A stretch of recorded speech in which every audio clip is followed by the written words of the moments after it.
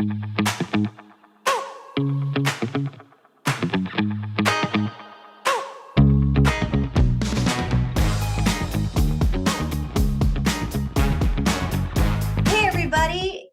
to Connecting with Jennifer Filzen. It has been a while since I've had an episode, but you know what? My friend Matt Zebley is the person that has asked me to do this again. And so here we are today, and you get to meet this amazing human being and learn what makes him special and unique and his why. So Matt, are you ready to have a good time? Definitely. So tell everybody who you are and what you do in the world and where you're located and the name of your business and all that fun stuff. Okay, sounds good. So I'm Matt Zebley. I'm from Marysville, Washington, which is where I currently reside. May not be forever. But I'm the manager of an auto shop here in Lynwood, Washington. It's called STS Quality Auto Care. We mostly do European. We'll kind of do a little bit of everything, but we don't like doing trucks per se. But we'll pretty much fix anything if you bring it to us. We'll get it done for you. But that's pretty much it. So you were the original shop owner, and then you were acquired, and then you became the shop manager. Correct. Yeah, to touch on that a little bit, I owned a shop called STS Customs. So we did a lot of aftermarket things, nitrous and turbo kits and stuff like that. Because I started when I was 27. So I was all about that. It sounded like a great time. Performance, vroom. Yes, yes. Then after a few years of that, you start to think about what really makes a business work, and it's margins. And aftermarket performance parts don't have any margins. So yes, it's very fun, but it doesn't pay. So we decided to go follow the margins a little bit. Let's get into service work. And you're actually helping out a person more than you're just adding on to their ego. Which, I mean, performance is fun, but I don't even do it to my own cars anymore. Just kind of over it. Do you find that people tend to grow out of it? Yes, I find that they do. Yeah, we were serving mostly, mid-20s and 30-year-old guys. Right. That probably didn't have quite enough money to do what they actually wanted to do with the car. So it was always on a budget, and there was always those conversations of, hey, could I do a payment plan or blah, blah, blah. I don't have quite enough right now. I'm like, well, when you have quite enough, we can do the work. And so I just got tired of those conversations and wanted to move into something that made a little more sense. Yeah, and maintenance really is the thing, because guess what? As we age and we have a house payment or a larger rent payment because we're no longer living with mom and dad and playing video games and tending to our cars, and we have kids and things mature, we still need to get our vehicles serviced, even if they're not going to be hot rods. Absolutely. Absolutely. And that's where we went. The end of that business was kind of where I was learning about margins, but I didn't have a mentor. So I'm like, I don't really know what I'm doing. And I'm still wrenching and service writing and doing the books. I'm like, okay, I need a better solution. So I'll just talk to this dealership that I do a lot of their recon work with and say, hey, you guys get a shop, you guys take care of the back end, and I'll run it for you. And then maybe after a year or so, we can become business partners. And we're at that year 2 right now, trying to get more people on board to make this place profitable, but we're super close. Super close. So proud of you, though. I mean, you are taking a journey that is nerves of steel, right? Because it's your baby and you're sharing your baby with other people, right? Absolutely. I'm just curious, which tends to have the worst margins? Is it performance or is it restoration services? Oh, that would be interesting. I never really got into restorations at my shop. I did work at a restoration shop when I was 19 and 20, but I never saw any of the margins. That was never talked about with me. The funny thing is that so here's my thought process. I'd have to verify this with some people, but I'm thinking, so when we're young, we really want these things to perform because that's our passion, right? Right. And then we go through the mortgage, the kids, the marriage, all that stuff. And then we get older and we're sitting on more money. And now we want our old dreams to come true again. Right. So now we have resources, but we're probably asking to restore something that might be in bad shape or needs a complete overhaul.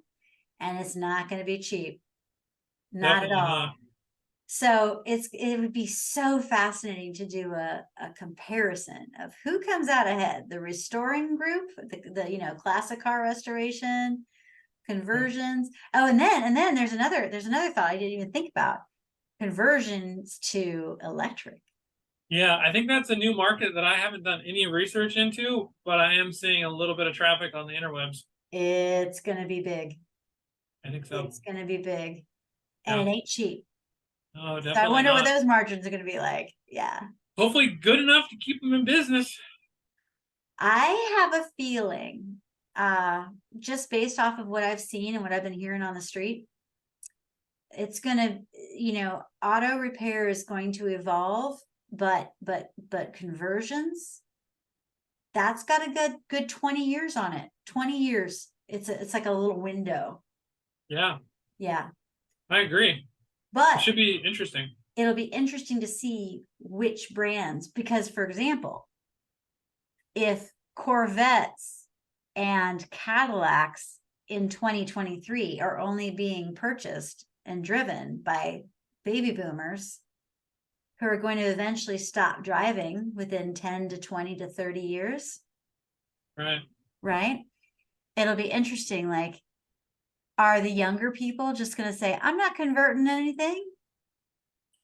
I'm just going to buy a new one that's electric. Yeah, it's hard to say. Case by case for sure. Yeah. Fascinating. Fascinating. Okay. So in your world, I would say what makes you special and unique is the fact that you've got this performance history behind you. But in the world of like maintaining, repair, and being in Lynwood, Washington, what makes you special and unique compared to all the other shops? I would say it's our QC process. Ooh, tell me. So after every bolt gets touched, every technician has their own paint pen. So he'll torque a bolt, he'll put a paint dot on it, just like at the factory. And then as soon as he's done with his job, and we like to clean them off to OEM as possible, right? So if car comes in with a huge oil leak, we clean it all up, do our work, make sure it's cleaned off completely. And then a second technician will get the repair order, look at all the work that's been completed, and take it for a test drive to make sure what he did is sound.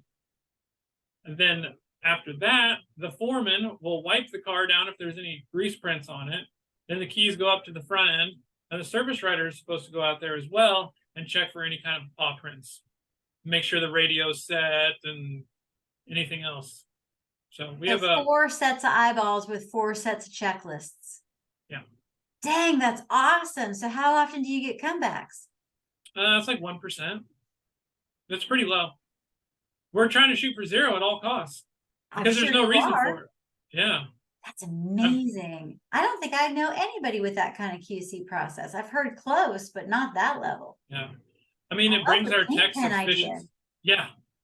Well, I mean, we got it from the factory workers, because you see a new car and they come in with multiple dots on just about everything. So we're like, we should be doing that, because I was doing that at the old shop anyway. We weren't paint penning, but whoever did work on it, I would go over it, I would test drive it, make sure it was good.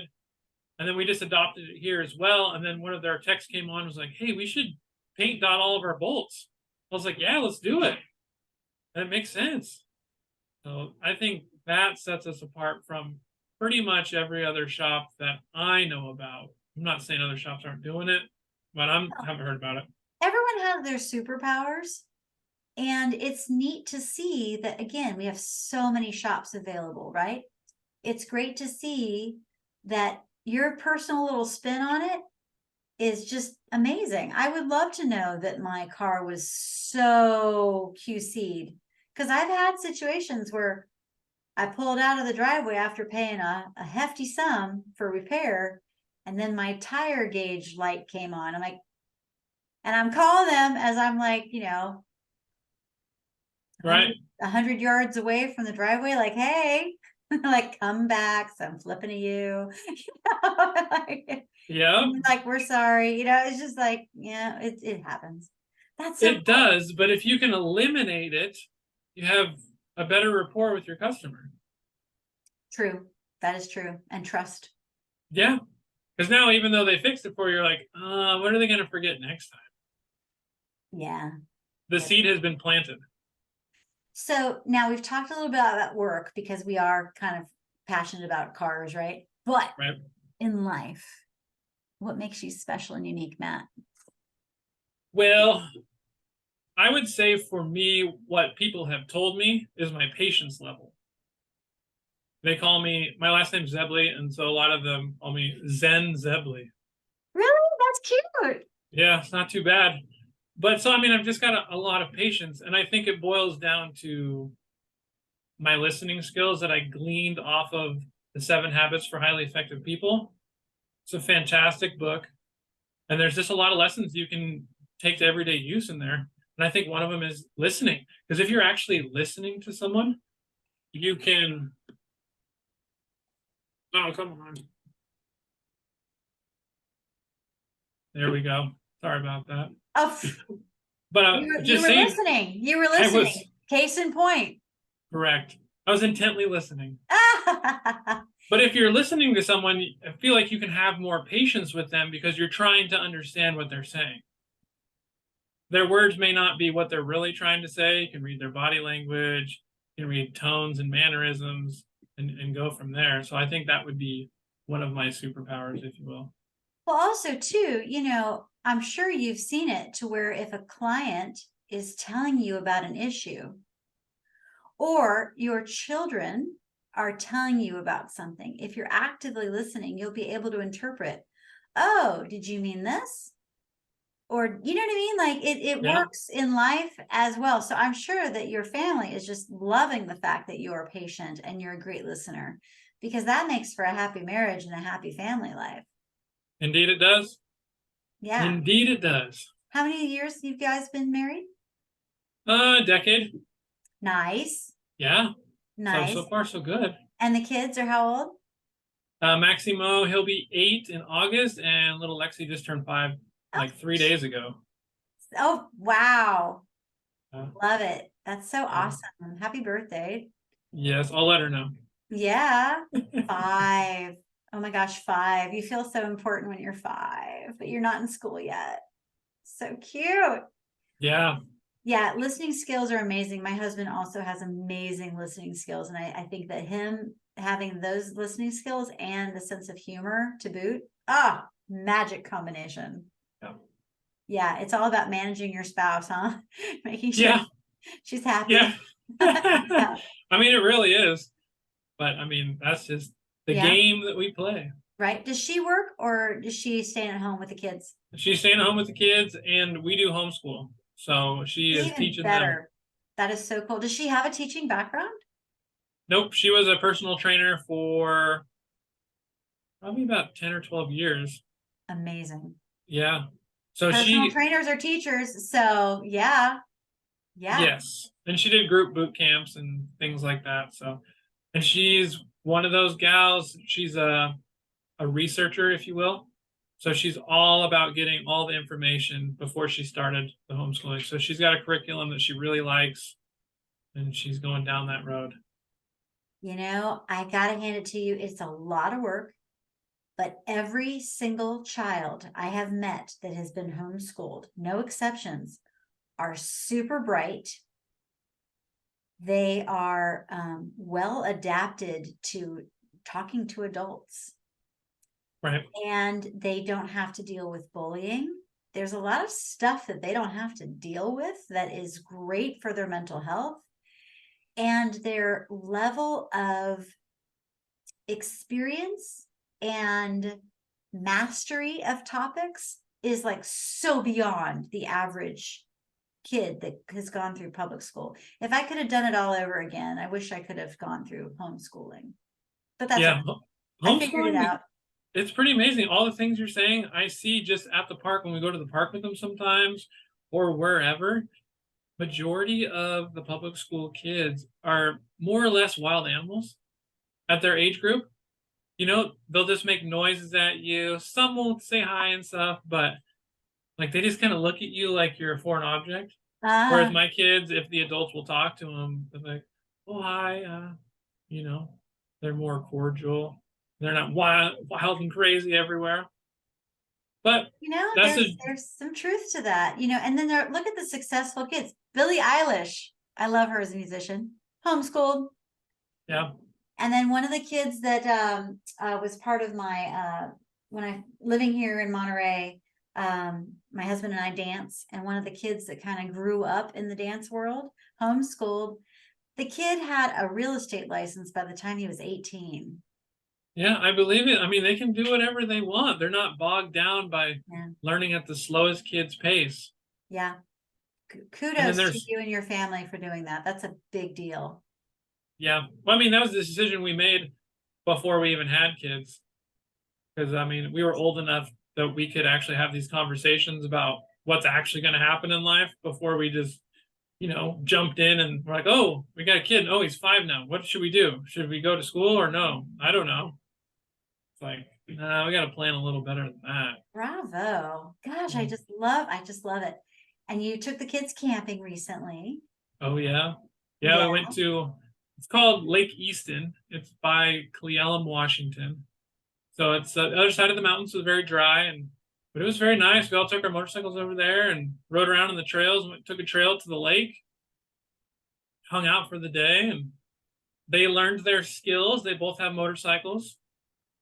Yeah, so he was out there ripping around, and she just wanted to ride on my bike with me. So that's what we did, which is fine. She's only 5, and she has about 15 to 30 minutes in her before she's tired of riding the motorcycle. Wants to be done. Interesting. Where he'll ride all day. As long as you keep putting gas in it, he'll go all day.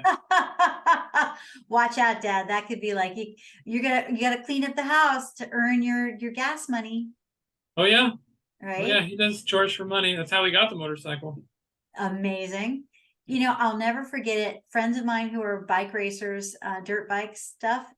I went to a thing at Laguna Seca and I was watching the kids, and I loved watching the girls on the four-wheelers and get their little hips in there to get around a corner and stuff. Like they were badasses. Oh, yeah.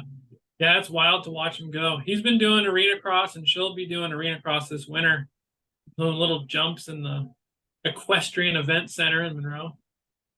Really? They're doing it at the equestrian event center? Yeah. The horse people don't get upset that the bikes tear up their land? I don't know. They've been doing it like that for years. Well, hot damn, that's so cool. Why not? Yep. Yep. Maybe what it does is it keeps the horse poop from Yeah. Slowly mulching it. yeah, maybe it just kind of like keeps everything like, tilled, if you will. Maybe so. That's hilarious. Who would have thought that symbiotic relationship would be going on? So the next thing I want to ask you is, we all have a why. Like, why do we do what we do? Why are you the patient person? Why are you the shop manager? Why are you in this stage of your life and homeschooling your children? There's got to be something in your life that was the bigger reason. Do you have a why? Hmm. And it's okay if you don't. I'm just always curious if people Yeah. do. And what is it?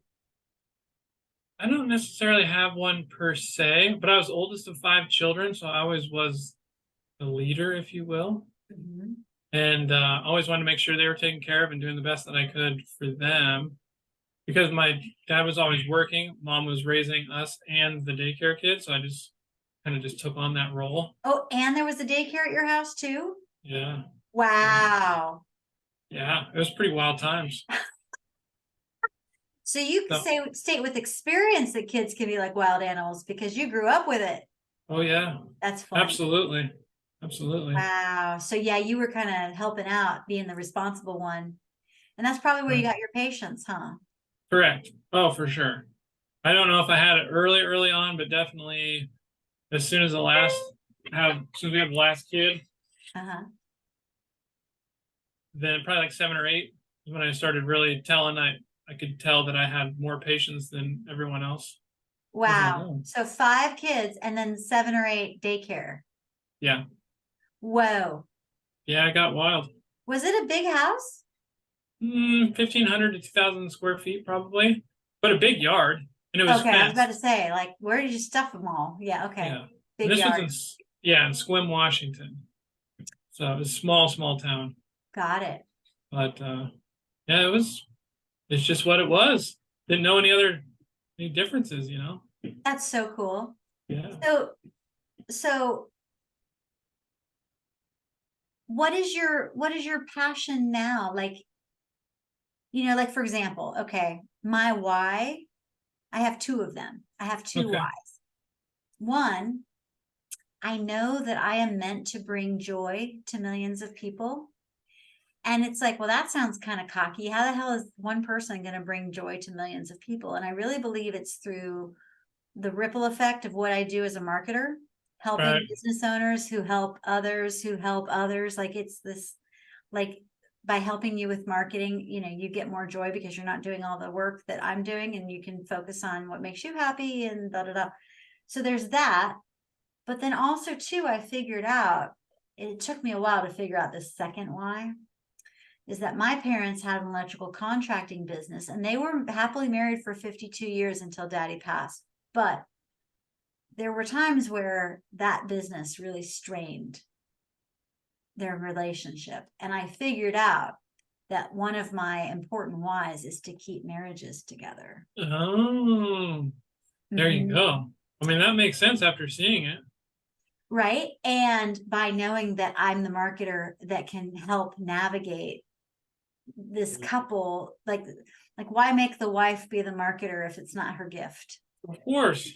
Or why have this infighting when someone like me can be like, okay, I got this, focus on the other stuff, I got this part, you know what I mean, or coaching them through it, Right. Makes a lot of sense. Yeah. So now that I've shared that, do you have anything that would tell me what your why might be? Maybe it is to be the most patient man on the planet, Mr. Zen Zebley. I don't think it's to be the most patient guy, but the reason I got into cars was because I always fix my own stuff, and I thought that I could be helping others by fixing theirs as well. So there is a little bit of that in there. I don't know, it just comes naturally to me, so I figured that's just where I should be. As Yeah. interesting as that is, it's kind of anticlimactic, but No, not at all. You're making the world a better place, one auto repair at a time, especially through your safety checks.